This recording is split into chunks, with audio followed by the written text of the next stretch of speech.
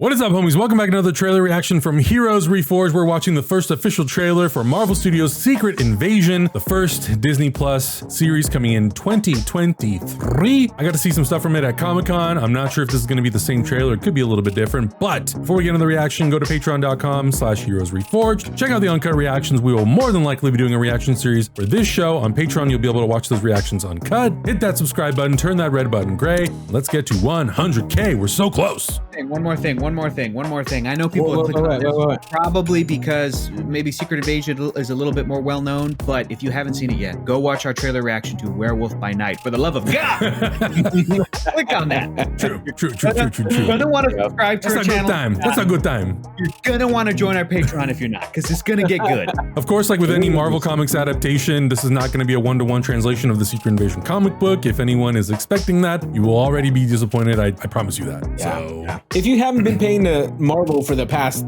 1 billion years, you know they don't do a one-to-one translation of things. So I'd like to see. This is an iconic storyline. I'm really interested to see how this is going to fit in this Marvel universe. So I'm ready to go when you guys are ready. Okay, here we go. In 3, 2, 1, go.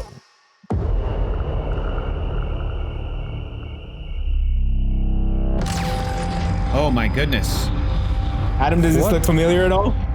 No. Okay. Whoa, it's aliens. It's gonna be Nick Fury. Wow. For years, Looks like a fisherman. you've been avoiding Earth. But I have called for your help plenty of other times, and you've been pretty content to let those calls go straight to voicemail. Yeah, well, this is different. Ooh. Hey. How much do you know about your security detail? Okay, some of this is familiar. How much do I know about him? This is great. Everett Ross. Fury? We're gonna be very careful now. Nendo. Oh, wait a minute. Oh. Phew.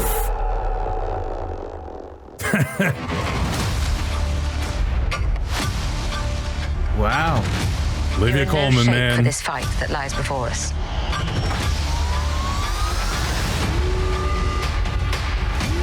This is just the beginning.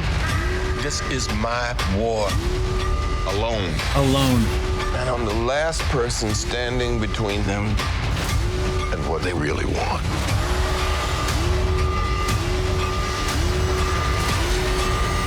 Oh. Holy God. And what is that?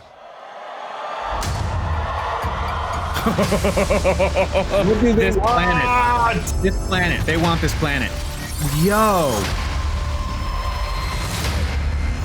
And there were quite a few similarities to the Comic-Con trailer, but they were definitely like minors, subtle differences. But the thing that is definitely consistent in both trailers, and obviously I would have to see a side by side to know for sure, is the tone. It's got this very sort of kind of like Andor in some regard. It's political espionage thriller, which I feel like is just a little bit of a callback to The Winter Soldier, which is I think one of the last times we saw Nick Fury in like a main role before we saw him in Endgame. So I'm excited. Well, actually, Captain Marvel, we also saw him. Yeah, but that was younger Fury. That's true, right. But that was 2019. Yeah. And also, if we can count Spider-Man Far From Home, we should, because that's Fury. But it wasn't. It was Talos. Right. Disguised as Fury the whole time. So, yes. This is really Nick. This is him. Yeah. So I'm excited to see sort of because for me, I did not read the Secret Invasion comic book, so I'm kind of coming into it fresh. And I know the basic concept of the sort of the infiltration of the Skrulls on Earth, but I am excited to see how it kind of ties in and webs out and what sort of effect it will have, not just on Secret Invasion, the story, but also what it will do for Phase 5, but also what it'll do for the multiverse saga. It'll be really exciting to see. And the cast is awesome. It looks incredible. Yeah, this looks really cool. This gives us the potentiality of seeing a Super Skrull on TV one day, or on TV or in movies one day, right? Because you get some Super Skrull action because we're seeing the Skrulls here. What were you going to say, Hector? I cut you off. Sorry. we also saw the Department of Damage Control. They're really building them up to be this next big sort of anti-Shield or opposite of Shield. I was going to say, Augustine, you read the comics from 2008. You're somewhat familiar with. No, my only experience with Secret Invasion was from Earth's Mightiest Heroes. Still great. That was a really good run, though.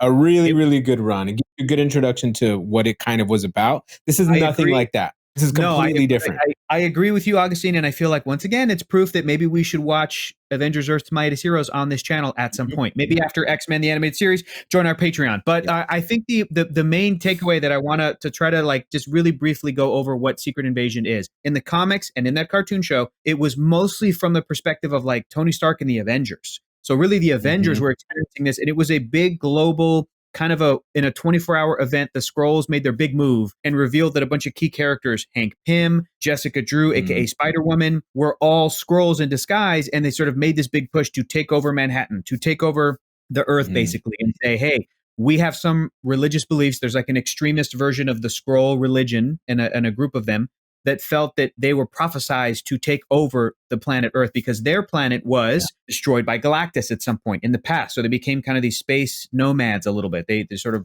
didn't have a home officially, a home world. But one thing that I want to mention is that in those comics, that Nick Fury was a character who found out kind of earlier than everybody else.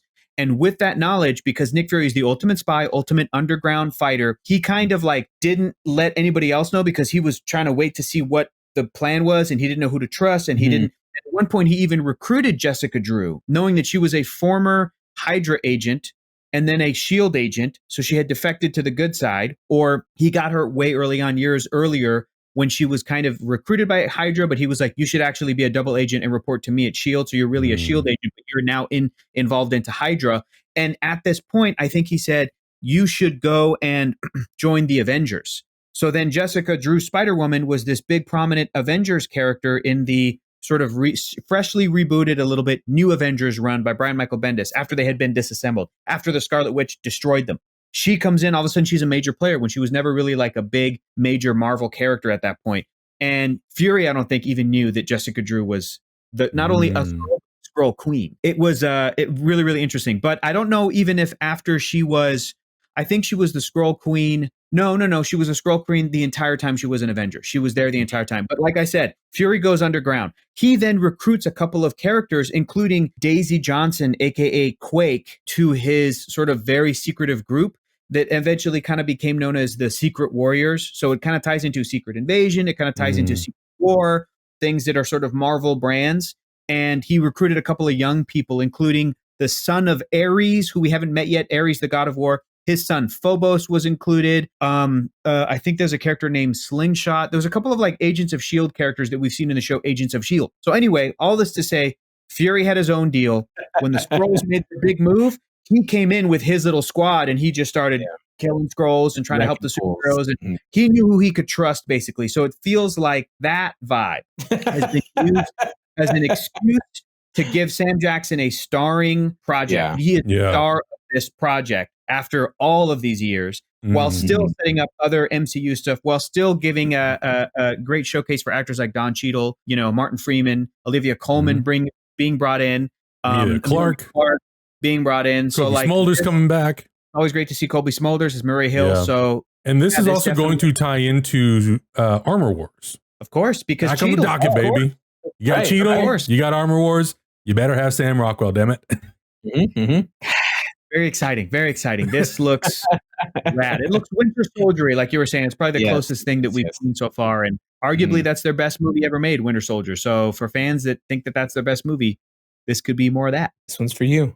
Cannot wait. I cannot wait. This is also kind of perfect for us because, this doesn't come out. I think that it's dated somewhere around in the spring or late winter of 2023. So it's gonna be great because we'll have sort of time to like get into Marvel, set up the year. We'll do Quantumania, then we'll get into this, and it'll be fun. And I cannot wait to get all the Skrulls and to find out every hero is a villain or whatever they end up doing. It's gonna be ridiculous, but it'll be a fun time. And I love seeing Sam Jackson. He's so great as Nick Fury, and anything that he has like a starring role, and I'm like, yeah, it's Sam Jackson. You don't say no. He's 70 years old, over 70 years old. and still kicking ass. Yep. Let's let him do it forever if he wants to. Can't wait. But guys, let us know in the comments below what you thought about this first look at Secret Invasion. What are some of your theories as to where the story could go, how it will tie into Secret Wars, the Kang Dynasty, and maybe sprinkle throughout all the other stories in Phase 4, 5, and 6. Subscribe if you haven't already, and we'll see you in the next reaction. Bye.